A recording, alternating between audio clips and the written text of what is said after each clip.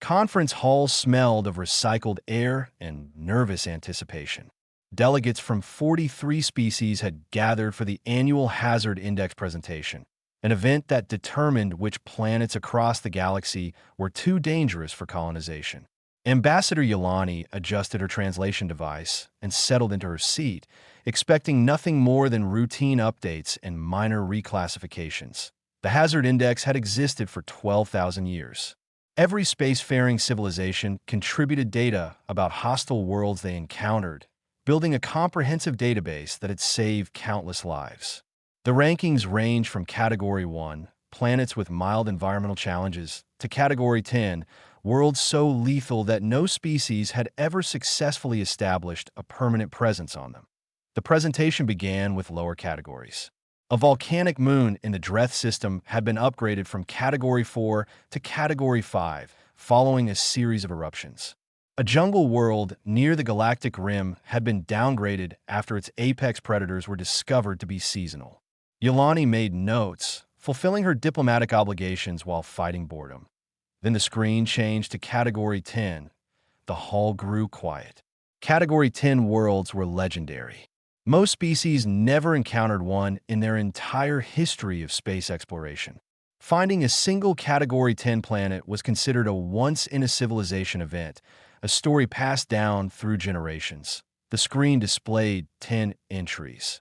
Yolani leaned forward. 10 Category 10 worlds was extraordinary. She began reading the descriptions, and something strange tickled the back of her mind. The first entry described a world with a toxic atmosphere containing a corrosive gas. Massive predators dominated both land and sea. Weather patterns included electrical storms capable of killing on contact. The second entry described a world with extreme temperature variations. Pack hunters worked in coordinated groups. Microscopic organisms invaded the bodies of explorers and caused rapid cellular breakdown. She read faster. The third entry mentioned seismic instability.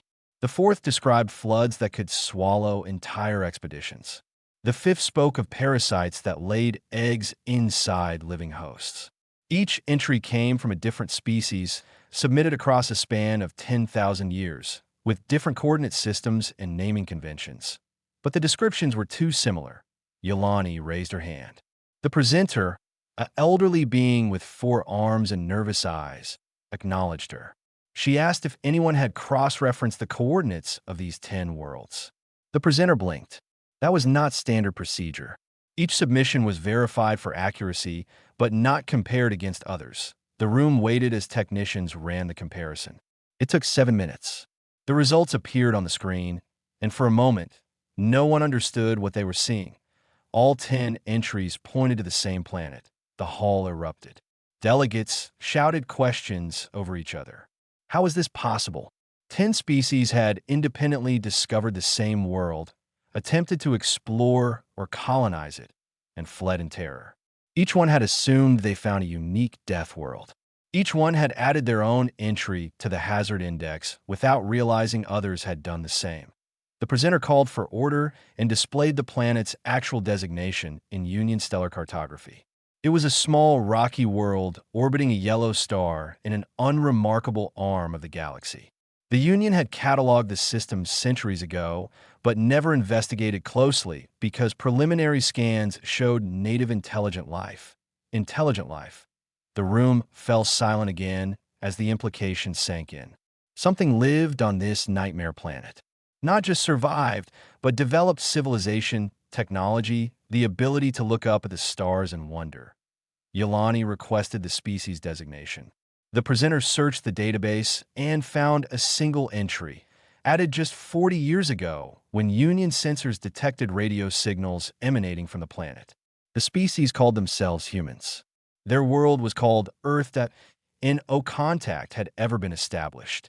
The Union's first contact protocols required extensive observation before engagement, and the observation teams had all suffered catastrophic losses.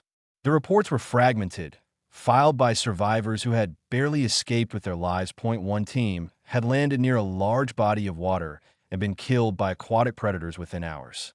Another team had chosen a temperate forest and lost half their members to weather events and animal attacks. A third team had attempted to study the dominant species from orbit and contracted a disease from contaminated samples that killed 4 researchers in days. Every attempt to learn about Earth had ended in death or terror, and yet the humans thrived. Satellite imagery showed cities covering the planet's surface. Billions of individuals lived on a world that had killed trained explorers from 10 different civilizations. They had not merely survived the nightmare. They had built a home in it. Ambassador Yolani made a decision that would reshape galactic politics for centuries. She proposed sending a formal diplomatic communication to Earth, not another observation team, but a genuine attempt at contact. If the humans had survived their world this long, perhaps they could explain how.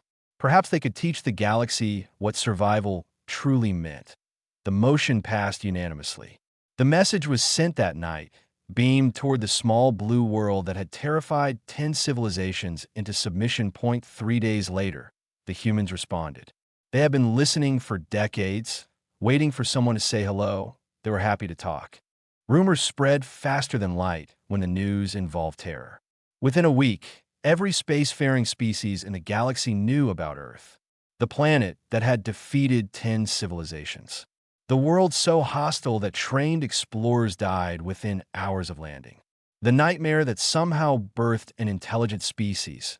The diplomatic channel remained open. Human communications were surprisingly warm, filled with questions about galactic culture and offers of friendship. They seemed eager to meet their cosmic neighbors, completely unaware of the fear their existence had generated. Ambassador Yolani spent her nights reading the old expedition reports. The Selvani had lost their entire survey team to ocean predators during what should have been a routine water sample collection. The Brith had fled when electrical storms killed half their crew in a single afternoon. The Morai had watched helplessly as invisible organisms invaded their bodies and shut down their organs one by one. The Druin had encountered pack hunters with teeth and coordinated tactics that haunted the survivors for the rest of their lives. 10 species. 10 failures. 10 entries in the hazard index, all describing the same impossible world, and humans live there. Billions of them. The Union agreed to host a formal meeting. They expected the humans to arrive in armored vessels, wearing protective gear, carrying weapons suited for a species that had conquered a death world. What arrived instead was a single unarmed transport ship with a crew of 7 that Yolani waited in the docking bay with 24 other diplomats, all of them trying not to show their fear. The airlock cycled. The door opened. The humans were soft. That was her first thought. They had no natural armor, no claws, no visible weapons. Their skin looked thin and easily damaged. Their eyes sat exposed on their faces without protective membranes. They walked on 2 legs, balanced precariously, with no tail for stability. They looked like prey animals that had somehow learned to talk. The leader stepped forward. She was a small woman with dark hair and brown skin, dressed in simple clothing with no environmental protection whatsoever. She smiled, showing flat teeth that could not possibly tear flesh, and introduced herself as Priya Anand, head of the human diplomatic delegation. Yolani extended her manipulator appendage in the standard greeting gesture. Priya shook it with her bare hand, unafraid of contamination or injury. The humans were escorted to a conference room. They looked around with curiosity rather than caution, commenting on the architecture and asking about the plants and decorative containers. One of them, a tall man with pale skin, asked if he could try some of the refreshments available on the side table. He ate food from an alien world without testing it for toxins first. Ambassador Yolani began the formal proceedings. She explained the discovery of the hazard index error, the 10 identical entries, the realization that Earth was the most dangerous planet ever documented. She showed them the expedition reports, the casualty lists, the terrified testimony of survivors. Priya listened carefully, taking notes on a small device. When Yolani finished, she turned to her colleagues. They whispered among themselves for a moment. Then they laughed. Not nervous laughter, not polite laughter, genuine amusement, the kind that came from hearing something truly absurd. Priya apologized for the reaction and asked if she could review the specific incidents that had killed so many explorers. Yolani displayed the first report. The Selvani team had been attacked by massive aquatic predators near a coastline. Priya nodded. Those were sharks. Humans swam with them regularly. Some humans kept smaller versions as pets. The room went cold. The second report described the electrical storms that killed the Brith. Priya explained that humans called those thunderstorms. They happen all the time. Humans sometimes went outside during storms to feel the rain on their skin. The third report detailed the microscopic organisms that invaded the Morai. Priya laughed again and said humans called that the common cold. It was an annoyance. Children caught it several times a year and recovered within days. Report after report received the same treatment. The terrifying pack hunters were wolves, animals that humans had domesticated and kept as companions. The parasites were mosquitoes, irritating but rarely fatal. The seismic events were earthquakes, which humans had learned to build around. Ambassador Yolani interrupted. She needed to understand something. How did humans survive constant exposure to these threats? Priya considered the question carefully. She explained that humans did not think of their world as dangerous. It was simply home. They had evolved alongside these challenges, adapted to them, learned to work with them rather than against them. The predators were part of the ecosystem. The weather was part of life. The diseases had shaped their immune systems into something remarkably robust. Earth was not trying to kill them. Earth had made them. The delegation sat in stunned silence. They had expected warriors, survivors hardened by constant battle against their environment. Instead, they found a species that had made peace with horror, that considered nightmare conditions normal, that smiled and laughed while describing the very things that had killed thousands of explorers. Yolani realized she was looking at the most dangerous species in the galaxy. Not because they were violent, but because nothing could stop them. 12 species had sent their finest researchers to attend the formal hearing. They filled the observation gallery like witnesses at a trial, watching the humans with a mixture of fear and fascination. Below them, the testimony chamber held representatives from every civilization that had lost members to Earth. The hearing had been organized at the request of the Union Council. They needed to understand what had gone wrong. They needed to hear directly from the survivors. They needed to reconcile what they knew about Earth with what they were learning about its inhabitants. Ambassador Yolani called the first witness. An elderly Selvani researcher named Boroth limped to the testimony platform. His species had sent 15 explorers to Earth 8,000 years ago. Only 3 had returned. Boroth described the landing. They had chosen a coastal region because their species preferred aquatic environments. The water had looked clear and beautiful. They had sent 4 members swimming to collect samples. None of them came back. The creatures that killed them were enormous. Gray skin, multiple rows of teeth, cold dead eyes that showed no emotion. They had appeared from nowhere, struck with devastating speed, and disappeared back into the depths.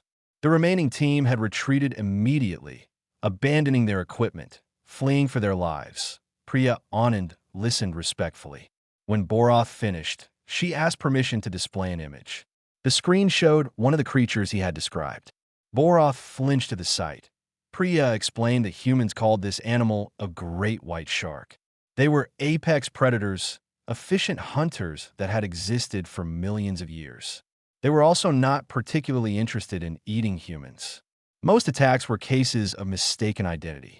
Humans swam with these creatures regularly. Some humans studied them, tagged them, even protected them from extinction. Boroth stared at the image. Protected them? Why would any species protect something that killed? Priya said that humans believed all life had value, even the dangerous parts, maybe especially the dangerous parts. The second witness was a Brith scientist named Kalani. Her people had attempted to establish a research station in a temperate region. They had built shelters, set up equipment, and begun cataloging the local flora. Then the sky had turned dark without warning. Kalani described the storm with trembling voice. Lightning had struck their camp repeatedly. The thunder had been so loud it damaged hearing organs. Rain had fallen so heavily that visibility dropped to nothing. Half her team had died that afternoon. The rest had fled the planet and never returned. Priya nodded sympathetically. She explained that humans called these events thunderstorms. They happened constantly across Earth, sometimes several times per day in certain regions. Humans had learned to predict them, shelter from them, and in many cases simply ignore them. Children played in the rain.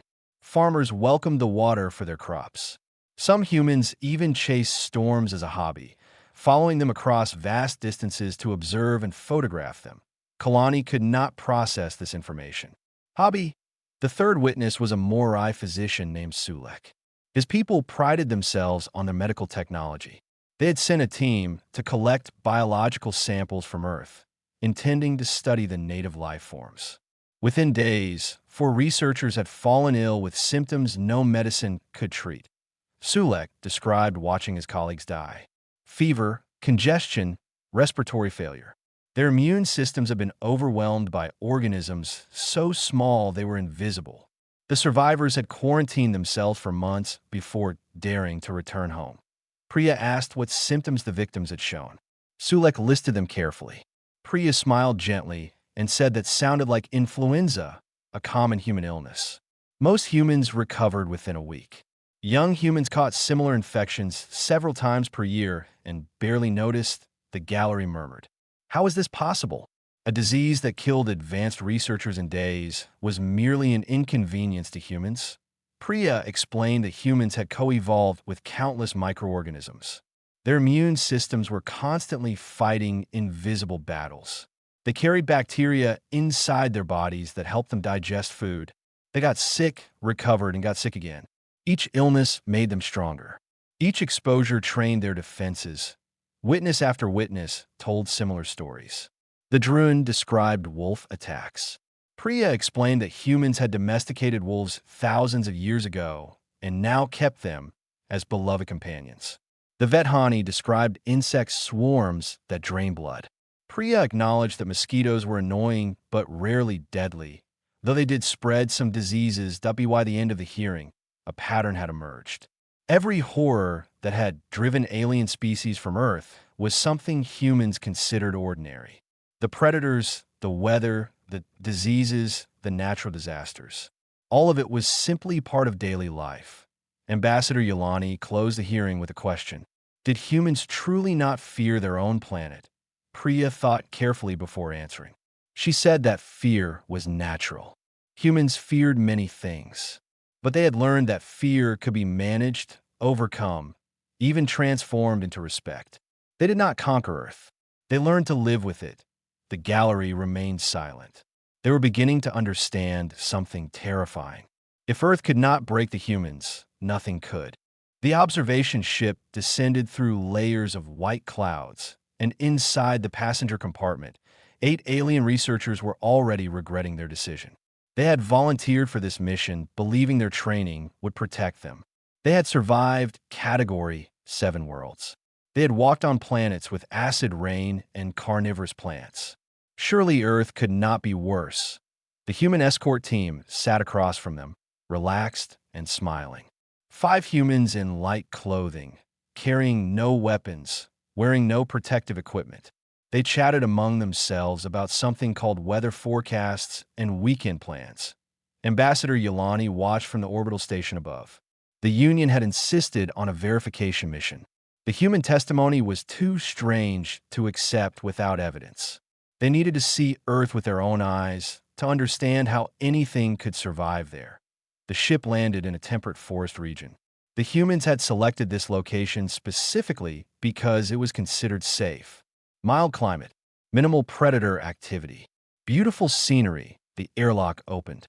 The alien researchers activated their environmental suits, checked their weapons, and stepped onto the surface of the deadliest world ever documented. Within 3 minutes, something had already gone wrong. Small flying creatures swarmed around them, somehow finding gaps in their suits, landing on exposed sensory organs, making high-pitched sounds that disrupted concentration. The humans called them gnats and waved them away casually. The temperature was unstable. Morning air felt cool against suit sensors. By midday, it had increased significantly.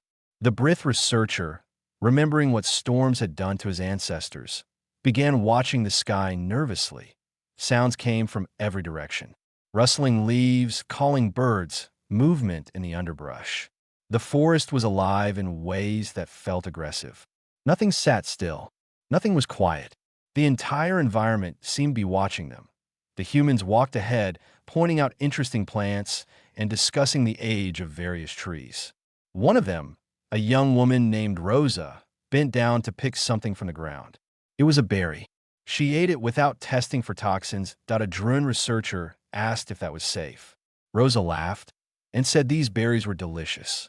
She offered some to the aliens. None of them accepted. By afternoon, the research team was exhausted. They had brought nutrient packs because they did not trust any food from this planet. They had filtered their water 3 times before drinking. They had scanned constantly for threats, jumped at every sound, and burned more energy on vigilance than on actual research. The humans had spent the afternoon napping under a tree. The second day brought them to a coastal city. The researchers watched through protective barriers as millions of humans moved through streets, entered buildings, conducted daily business with complete disregard for their surroundings. The ocean stretched beyond the city, vast and blue and hiding every predator that had ever killed an alien explorer. Children were swimming in it. The researchers zoomed their optical enhancers. Actual juvenile humans were playing in the waves, splashing each other, diving underwater, and coming back up laughing. Their parents watched from the beach, unconcerned that a Selvani researcher asked how this was possible. The escort team leader, a man named Wei, shrugged and said humans learned to swim as children. It was considered an important safety skill. Safety skill? The ocean had killed 15 Selvani researchers in minutes. Wei explained that humans drown sometimes. Yes. Shark attacks happened occasionally, but the benefits of ocean recreation outweighed the risks. 我们很注意 swimming. They found it relaxing. The third day was worst. The humans took them to a mountain range. The air grew thin as they climbed. Alien respiratory systems struggled.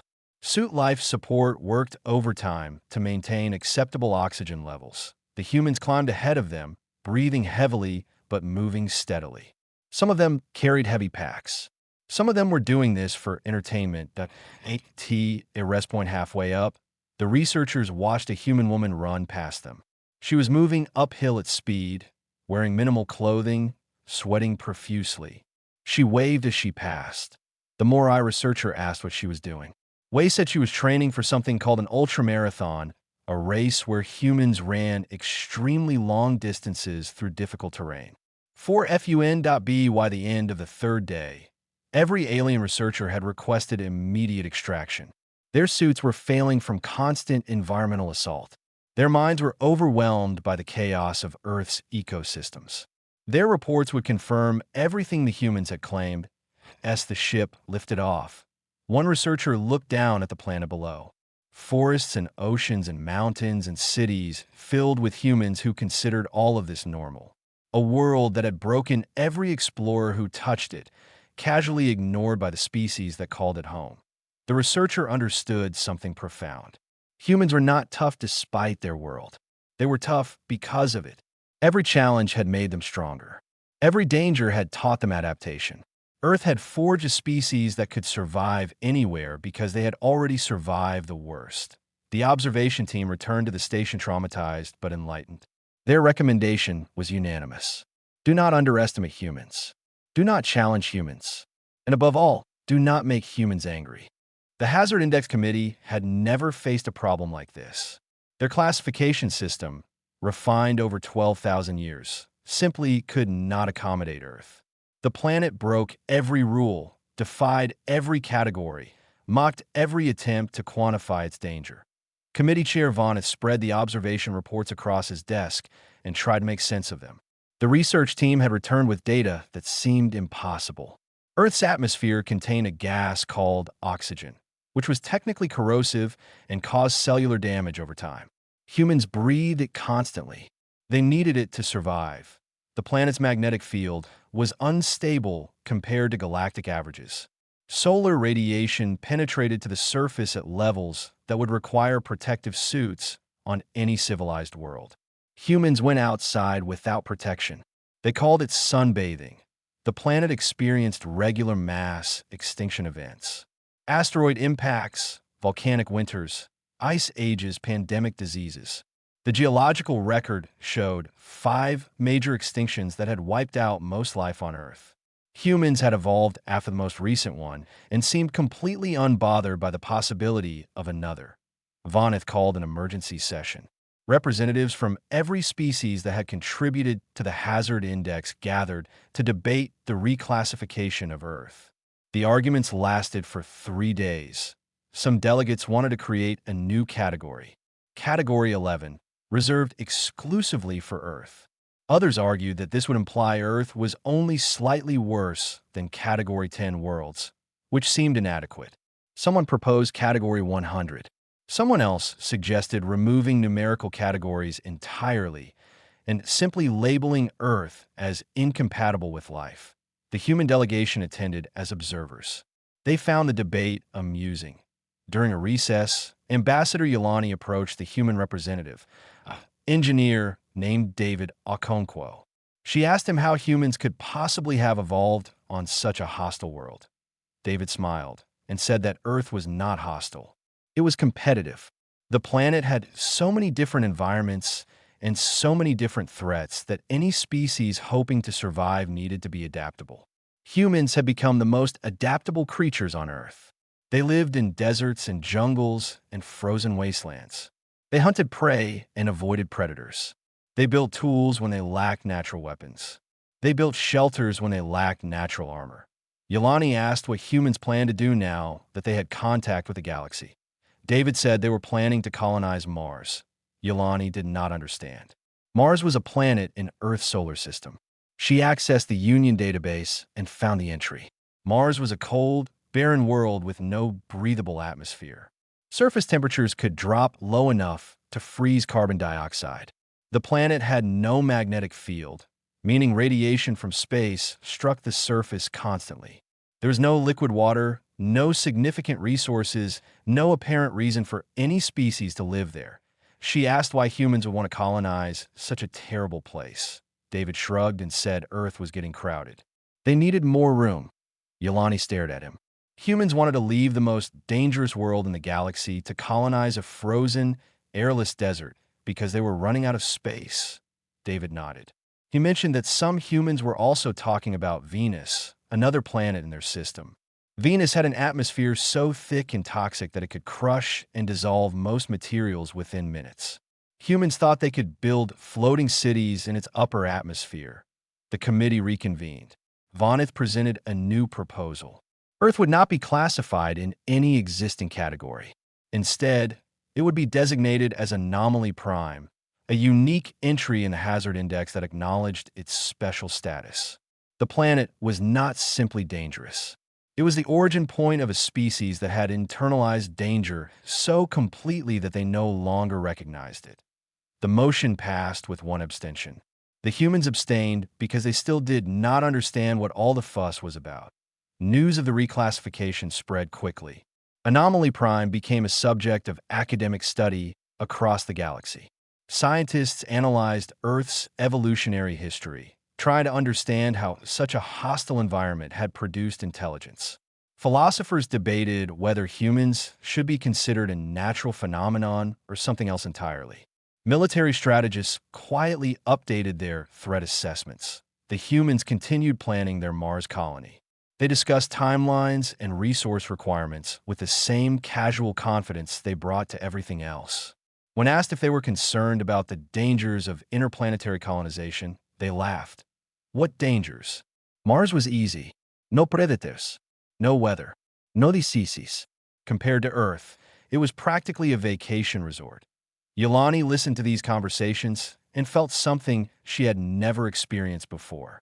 She was afraid of a species that saw frozen death worlds as easier than their own home. She was afraid of beings who considered survival an afterthought. She was afraid of creatures who had been forged in the worst conditions the galaxy could offer and come out the other side smiling. The humans were not dangerous because they wanted to be. They were dangerous because they could not help it.